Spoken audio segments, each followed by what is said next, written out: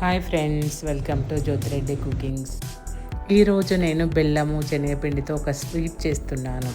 ఒక గ్లాస్ శనగపిండి తీసుకున్నాను, అందులో కొంచెం సాల్ట్ వేస్తున్నాను.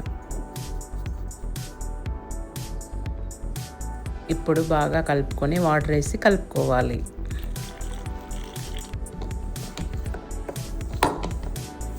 పిండి ఇలా కలుపుకోవాలి. ఇప్పుడు మనం మడుగుల పావు తీసుకుని అందులో ఈ పిండిని పెట్టుకుందాం. వేరొక బాండి పెట్టుకొని 1 కప్ శనగపిండికి 1/2 కప్ బెల్లం తీసుకోవాలి. నేను స్టవ్ మీద బాండి పెట్టి ఆయిల్ పోసుకున్నాను. బాగా హీట్ ఎక్కింది. ఇప్పుడు మనం మడుగులను ఒత్తుకుందాం.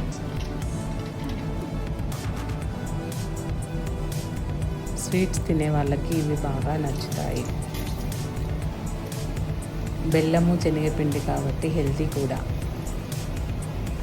ఇవి చేసుకోవడం చాలా ఈజీ అండి, ఎవరైనా చేసుకోవచ్చు. ఇవి ఒక 15-20 డేస్ వరకు నిల్వ కూడా ఉంటాయండి. స్టవ్ని మీడియం ఫ్లేమ్లో పెట్టి 2 దిక్కులు తిప్పుతూ కాల్చుకోవాలి. ఇవి వేగేలోపు మనం బెల్లాన్ని కరగబెట్టుకుందాం. బెల్లంలో కొన్ని వాటర్ వేసి కరగబెడుతున్నాను. బెల్లం మరీ ఆకం రావాల్సిన అవసరం లేదండి, మీడియం ఆకం వస్తే సరిపోతుంది. మడుగులు వేగిపోయాయి, తీసుకుందాం. మనం ఇప్పుడు ఇందులో ఇలాచి వేసుకుందాం. ఈ ఆకం వస్తే సరిపోతుందండి. ఇప్పుడు నేను ఇందులో మడుగులు వేస్తున్నాను.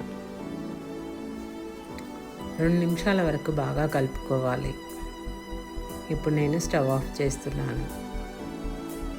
నా వీడియోలు నచ్చినట్లయితే లైక్, షేర్ అండ్ సబ్స్క్రైబ్ చేసుకోండి.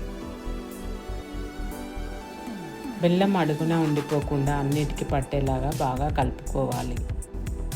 దీన్ని బెల్లపూస అంటారండి. ఇది చల్లారిన తర్వాత ఈ విధంగా పొడి పొడిగా వస్తుంది. బాయ్ అండి అందరికీ.